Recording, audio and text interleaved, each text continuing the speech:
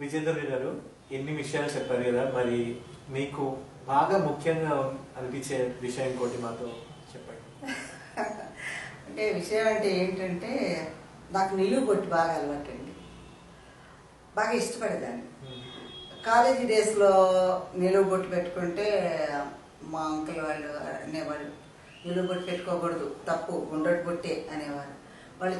వాళ్ళు చూసినప్పుడు గుండ్రటి బొట్టు ఉండేది, తర్వాత ఎవరు లేనప్పుడు నిలువు బొట్టు. ఇక్కడ జాయిన్ అయ్యాక నేను ఎప్పుడు నిలువు బొట్టు పెట్టుకునేది అనమాట. మా ఆఫీసులో పాపలింగం గారిని అకౌంట్స్ డిపార్ట్మెంట్లో ఉండేవారైనా, నిలువు బొట్టు పెట్టుకోకు, ఇష్టపోతుంది అనేవారైనా. నాకు ఇష్టమండి అనేదాన్ని.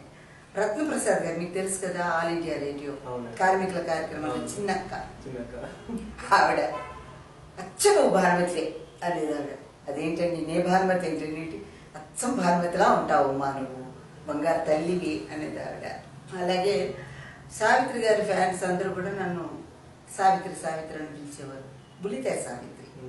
ఆ విధంగా అదొక టైటిల్ అనమాట. ఇలాగా ఎవరు ఇష్టం వచ్చిన టైటిల్స్ వాళ్ళు పెట్టేవాళ్ళు. ఏదేమైనా నేను విజయదుర్గగా ఉండడానికి ఇష్టపడతాను. అటువంటి గొప్ప వాళ్ళతో, నేను ప్రేమించే వాళ్ళతో వాళ్ళు పోల్చినందుకు అది వాళ్ళ సహృదయత, వాళ్ళ పెద్ద మనసు, అంతే.